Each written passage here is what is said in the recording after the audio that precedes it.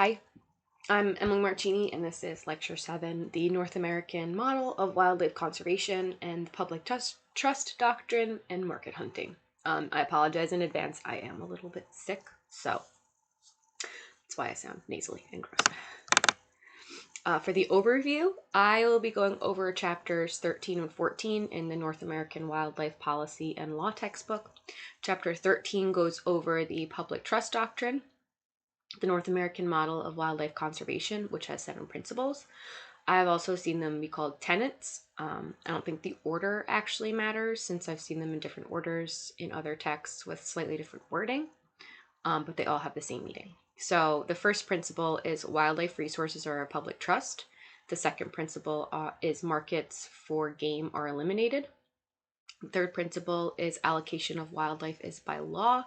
The fourth principle, wildlife can only be killed for legitimate purposes. 5, wildlife is considered an international resource. The sixth principle is science is the proper tool to discharge wildlife policy. And finally, the 7th principle, which is democracy of hunting is standard.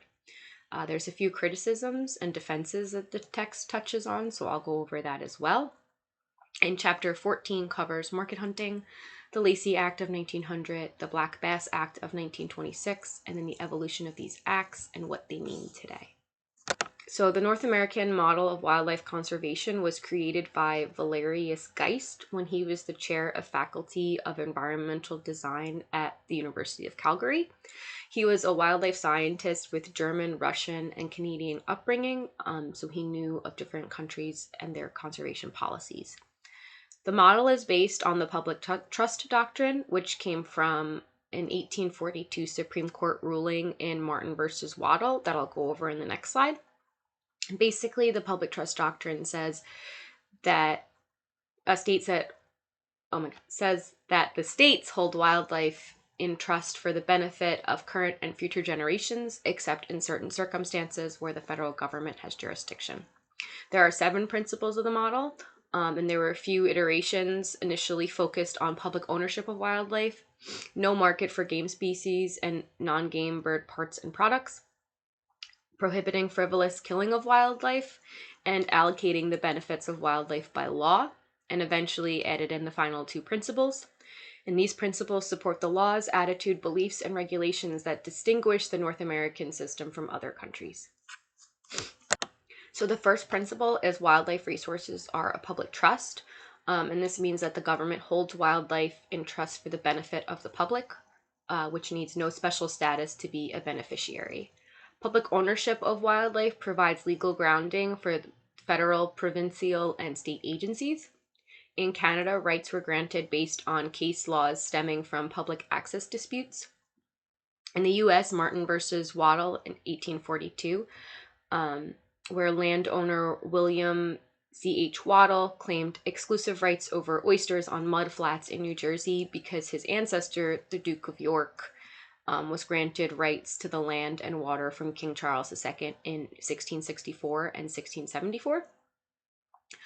Justice Roger Taney questioned what right did the king have to grant ownership of resources for private use. And in English law did not like ownerless things, so public resources were put in the king's ownership as a trustee and not for personal use. And this law applied to the American colonies, but after independence, there was no king to be trustee, so in Martin versus Waddell, trustee status was given to the states. And trustee status is transferred to the federal government when wildlife falls under jurisdiction of the U.S. Constitution. And the second principle is market for game are eliminated. Unregulated market hunting caused near extinction of many species for hide, meat, pelts, and feathers.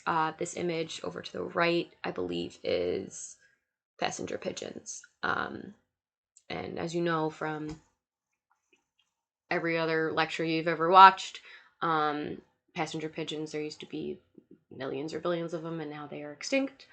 And then other species such as the bison were almost hunted to extinction. And there's tons of other examples of that. So federal and state laws such as the Yellowstone National Park Protection Act of 1894, the Lacey Act of 1900, which we'll go over later, and the Adirondack Deer Law in 1897, tried to curb poaching and eliminate market hunting. These changes came about because markets for meat and other animals parts emphasize the value of dead wildlife, where markets that are based on wildlife viewing and fair chase emphasize the value of live wildlife. And then chapter 13 says prohibiting wildlife trafficking took value away from dead wildlife. However, I'm not sure if I entirely agree with this statement because poaching is still an issue. Not so much in the US, but in other places where like the pangolin is, very trafficked. And there are issues all across Africa with poaching there. But we do have poaching in the US. It's just might not be as prevalent as in other countries where there's basically a market for it because the people who live in those areas, they might not have resources to, have other jobs. So it's an easy way for them to make a little bit of money to feed their families. And as for exceptions, there's obviously always going to be exceptions to this. So fur bearers were the exception, and the fur market is highly regulated and serves conservation purposes. Perhaps in the case of the beaver, which is an ecosystem engineer, which can lead to human-wildlife conflicts, and maybe we don't want dams all over everywhere. So that is why there are some exceptions to fur markets.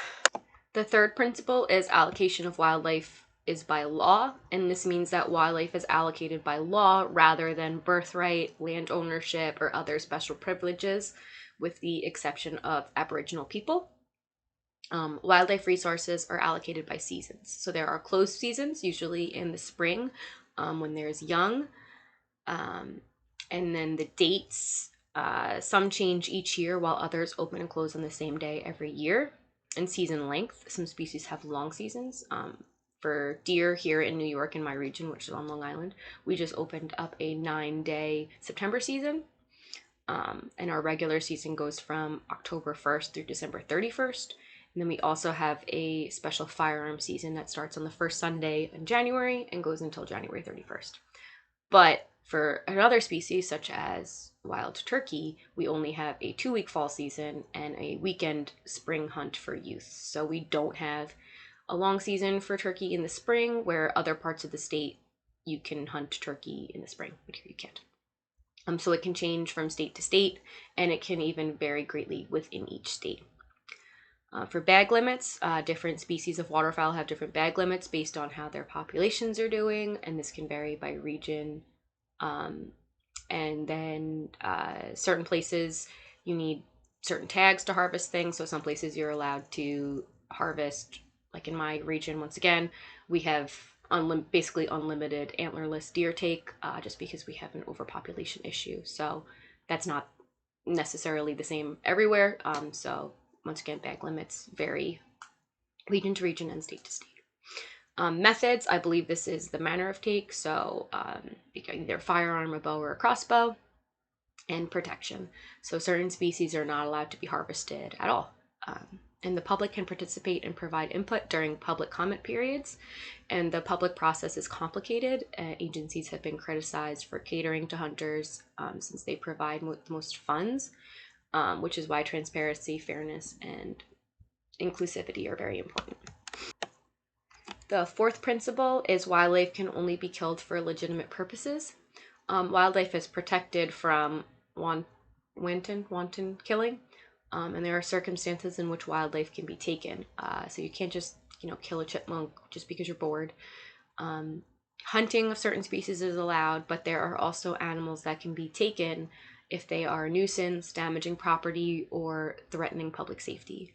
I'm sure everyone could think of an example of how an animal has threatened public safety, and usually it's due to human interactions, like this article that by Dickinson 2021. It's from Stanley Park in Vancouver, Canada, where there are about 30 coyote attacks on humans since December of 2020. I believe this article was published in July of 2021, so only 7-ish months. And they were able to track the coyotes, and then they made the choice to euthanize them because it was unsafe for park goers. And then the other, these two kind of combine, but not entirely, to lead to what is known as the Code of the Sportsman. So I had a little difficulty finding what the Code of the Sportsman is, but I was able to find it in Argonne et al. 2012. And this code instills the value of what good sportsmen should be. So a person who is hunting should be doing it for the pursuit or the chase. So it doesn't matter if an animal is harvested or not. It's more kind of being out and enjoying, not necessarily enjoying, but being in nature. And the end goal is not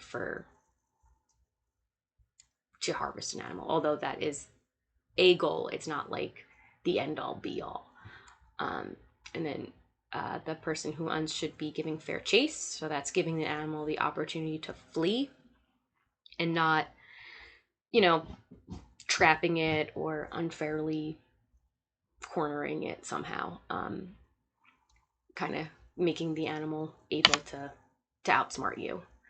And then the sportsman should have knowledge of nature and habitat. So they should know about the environment. They should know where to go, where to find the game that they're looking for.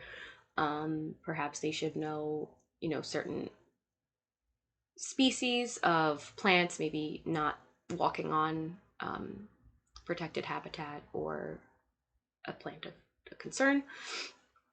And then the sportsman should not have any financial gain from killed game. So the hunter is not selling the meat or the animal parts.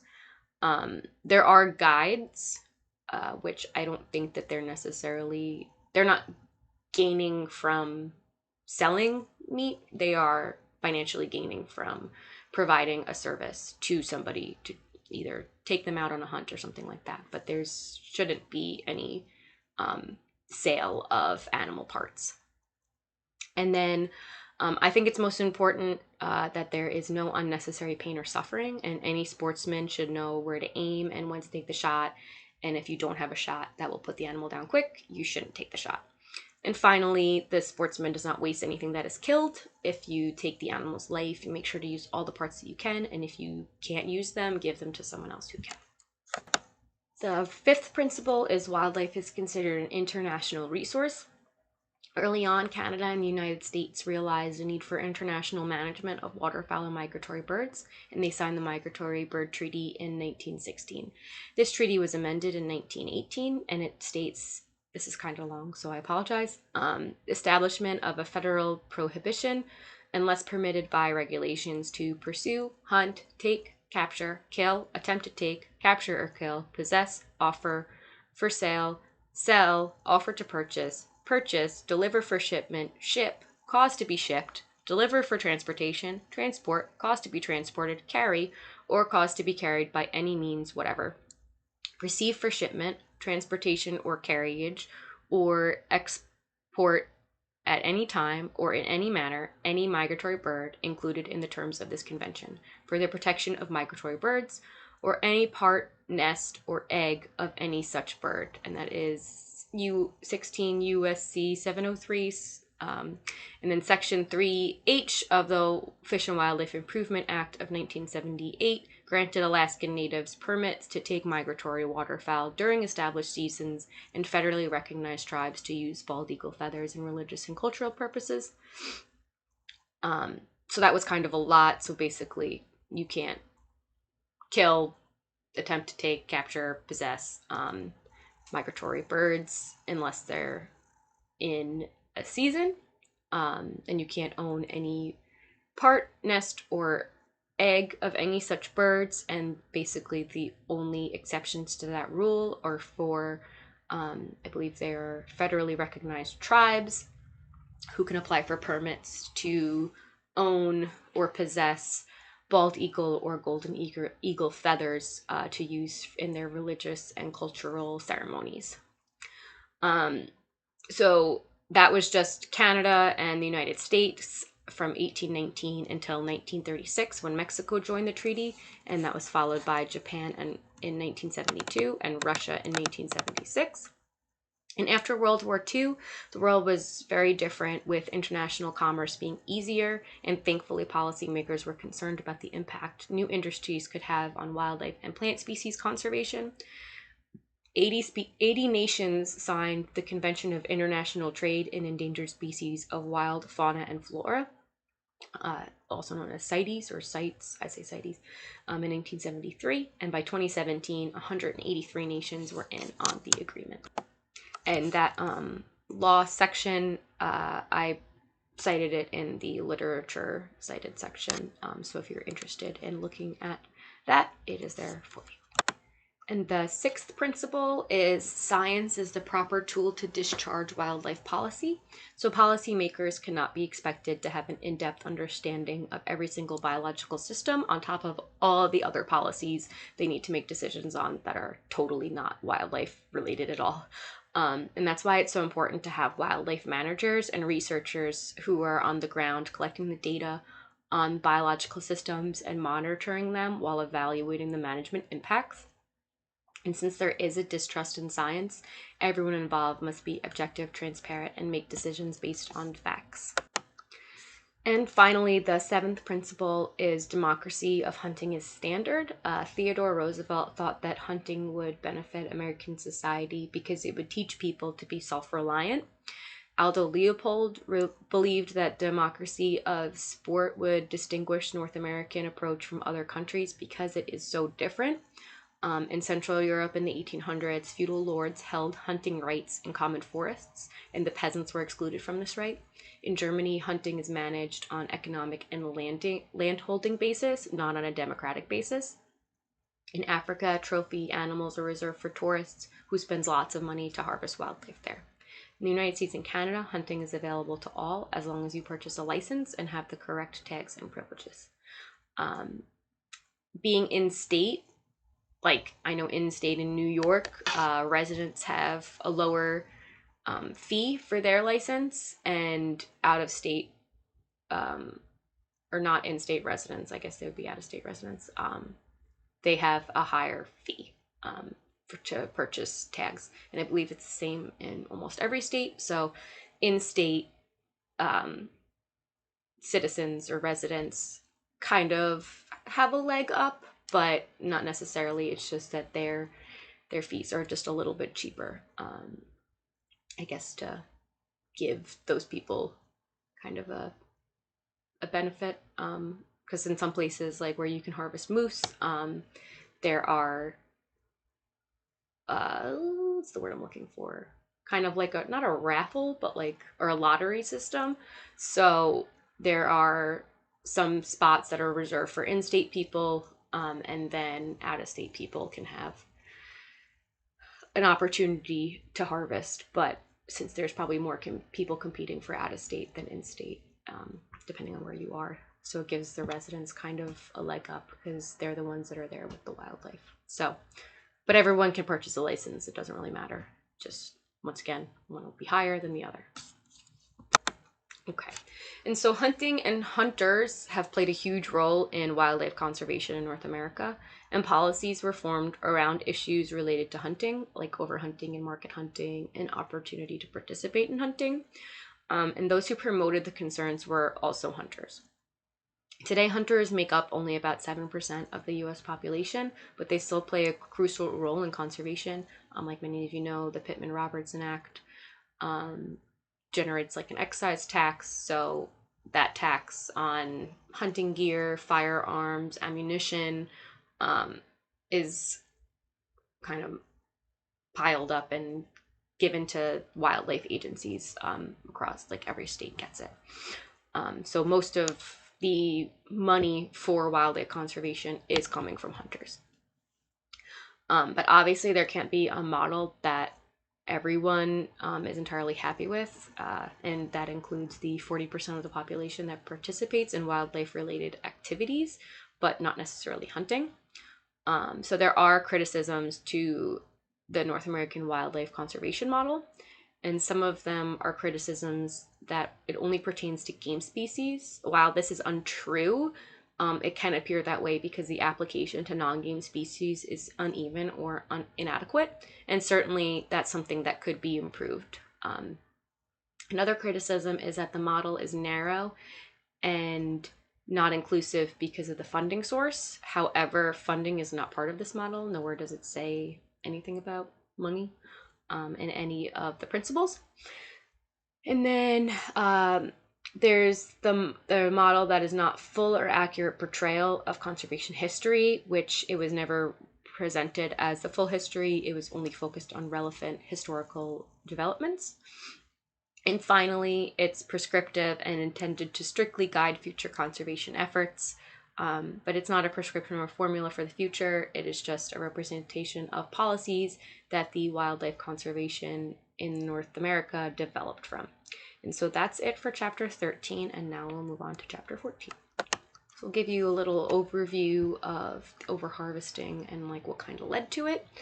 So when settlers first arrived in North America, the land probably seemed untouched due to how the Native Americans cared for it.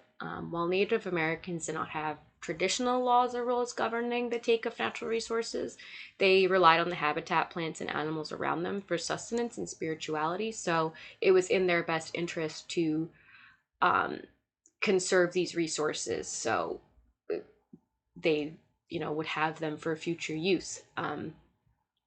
They were a little bit more in touch with nature than settlers were. So the way that they interacted with the land and the animals was obviously going to be different.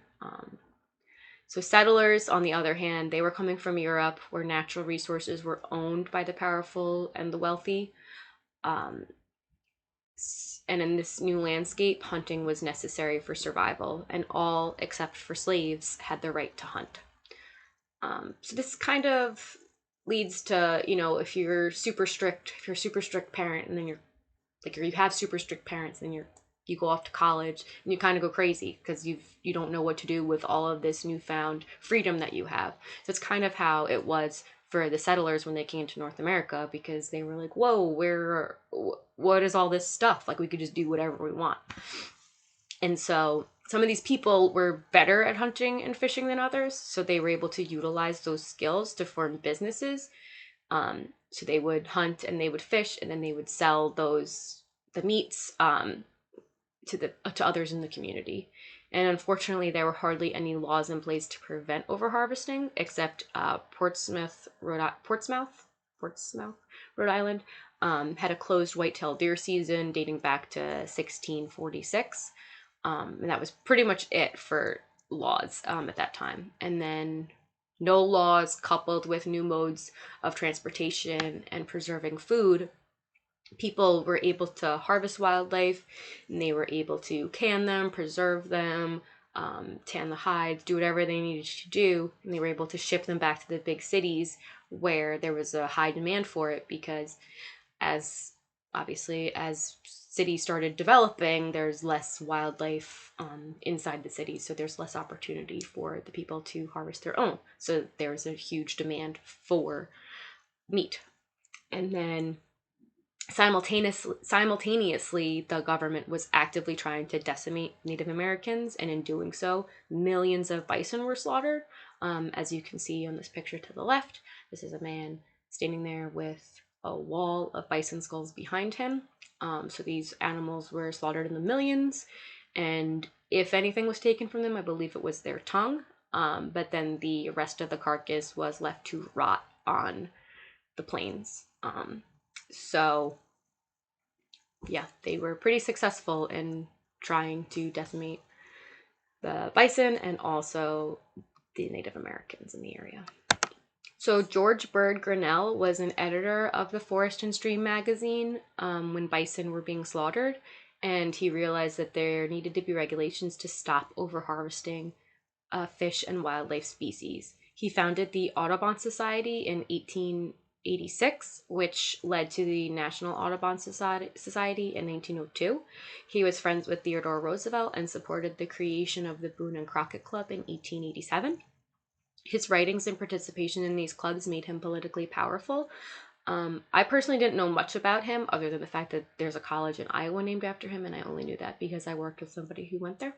But I tried to find a brief documentary about him, but I didn't really have much luck. So I've included a short YouTube video from his induction to the Wyoming Outdoor Hall of Fame, and that gives a brief overview of his life and work. So Iowa Congressman John Fletcher Lacey introduced the Lacey Act in 1900, and that was the first federal law to protect wild game and birds. And this act was intended to supplement existing state laws to protect wildlife. Excuse me. However, this was not the first time he tried to introduce a bill regarding wildlife. I believe this was his third try. The others were shot down, but this one finally made it through. And this act made it illegal to transport illegally harvested game and wild birds across state lines. To me, that seems a little bit obvious, because if it was illegally taken, then how could it be illegal to transport an illegally harvested animal? But I guess you need to have it written into law. It also prohibited the introduction of certain non-native exotic species into native ecosystems. I don't know about you, but where I live, there are tons. Almost every species is non-native, so I'm not sure how well that one actually worked. And it also strengthened existing state laws by providing a federal backstop with respect to interstate movement of wild game and birds. Lacey did not intend this to be a national game law, which he believed would be unconstitutional. But after reading the Constitution, I don't really know how this would be unconstitutional, but whatever. And in 1901, there were 2 incidents regarding illegal wild game that authorities were able to charge the perpetrators based on the Lacey Act. So 48 men in Illinois shipped 22,000 grouse, quail, and ducks into the state. I assume they were already dead, harvested elsewhere, and brought in to sell. And then in New York, 40,000 illegally traded game birds were found. So the Lacey Act was a solution to end legal commercialization of natural resources. I'm sure there are tons and tons and tons of examples of these, but basically it shows almost immediately after being enacted, they were able to actually do something about the people that were illegally harvesting wildlife. So the Isaac Walton League of America was formed in 1922 by 54 sportsmen who were concerned about the forests, wetlands, and waterways. And at the time, federal and state agencies tried to combat the dwindling fish stocks by hatcheries, so hatching fish and restocking them. But the Isaac Walton League of America thought that pollution and habitat loss were to blame, so they started the discussion about unregulated commercial use of fish. Missouri Congressman Harry Hawes introduced the Black Bass Act of 1926, which was signed into law that year by President Calvin Coolidge. This act was modeled after the Lacey Act of 1900. It targeted commercial harvest and overharvest of fish, specifically black bass, largemouth bass, and smallmouth bass. It also prohibited sale of illegally caught fish in one state and sold in another. Once again, seems kind of obvious, but has to be written into law, I suppose. And it gave federal protection to state protection and strengthened the state's ability to conserve their fish resources. And the Bureau of Fisheries was responsible for enforcing the act. However, initially Congress did not approve the funds, so it was likely difficult for the organization to actually do their jobs, but eventually those funds were approved. So this part of the chapter was difficult for me because it was just kind of like jumping between the acts. So I hope this is helpful to you, and I apologize in advance for the dense wall of text, but this is the only thing I could think of to do to try to sort it out for my own brain. Okay, so in 1930, the Tariff Act was passed, which prohibited importation of any bird or mammal illegally taken in or exported from a foreign nation. In 1935, the U.S. Department of Agriculture's Bureau of Biological Survey was in charge of the Lacey Act, which was amended to incorporate the transportation provisions of the Black Bass Act, and also commerce of wildlife species that were illegally taken were prohibited. In 1939, the U.S. Department of Interior was authorized to enforce the Lacey Act as well as the Black Bass Act. In 1940, the Bureau of Biological Survey and the Bureau of Fisheries became the U.S. Fish and Wildlife Service. In 1949, the Lacey Act prohibited the importation of wild animals and birds under inhumane and unhealthful conditions. In 1969, the Lacey Act was expanded to prohibit the transport of illegally taken amphibians, reptiles, and mollusks and crustaceans. However, migratory game birds were removed since they were covered by the Migratory Bird Treaty Act. All penalties were raised to $10,000 and up to 1 year in prison. And in the 70s, the Endangered Species Act and CITES happened, which kind of complicate the reach of both the Lacey and the Black Bass Acts. In 1981, Congress repealed both the Lacey Act and the Black Bass Act and replaced them with the Lacey Act amendments of 1981. Migratory birds came back under the jurisdiction of the Lacey Act amendments, and indigenous plants were added. So penalties were increased for infringement, so $10,000 for a maximum misdemeanor conviction and a maximum civil fine, and $20,000 for a maximum felony conviction. The term willfully was removed from criminal violations, so it was just knowingly. And in 1988, guides and outfitters became liable for their clients' illegal activities under the Act, and the most recent updates are from the 2008 Farm Bill, which now focus on illegally harvested timber. And Congress prohibited the import, export, and transport and sale of all protected plants. The current penalties are a maximum civil fine of $10,000. Maximum misdemeanor fines are $100,000 per individual and $200,000 per organization, and or up to 1 year imprisonment. And criminal convictions, it's a $250,000 fine per individual and a $500,000 fine per organization, and or up to 5 years imprisonment. So for the Black Bass Act amendments in 1930, Congress prohibited the transport and receipt of illegal bass shipments and required fish shipments across state lines to be labeled, and the Bureau of Fisheries finally received funds to enforce the Black Bass Act. And keep in mind, this act was signed into law in 1926, so for about 4 years, not much was able to be done. And like the Lacey Act, in 1939, enforcement of the Black Bass Act was given to the Department of the Interior. In 1947, all game fish as defined by state law were covered under the Act, and in 1952, that expanded to cover all fish species. And in 1981, the Lacey Act and the Black Bass Act were repealed and replaced with the Lacey Act amendments of 1981 that I just went over in the previous slide. So for the summary, the North American model of wildlife conservation is not perfect, but it was created to try to protect wildlife while also allowing citizens to use the resources. And the Lacey Act of 1900 was the first federal law to protect wild game and birds, and it's been amended many times over the years to fit modern times. And the Black Bass of 1926 was modeled after the Lacey Act of 1900 and focused on fish, and it too has been amended over the years. So here are the questions for the exam, and the literature cited,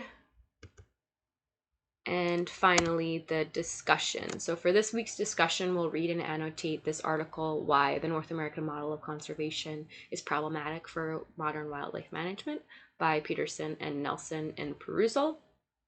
I think it just shows a different perspective of the model. You know, when we're reading the text, it kind of makes it seem like this is the best we can do. So maybe you can get a different perspective from these authors and see, just once again, just a different perspective about how this model could be tweaked to fit modern times, and maybe get a better understanding for like how we could go forward. So that's it for my presentation. Thank you for watching.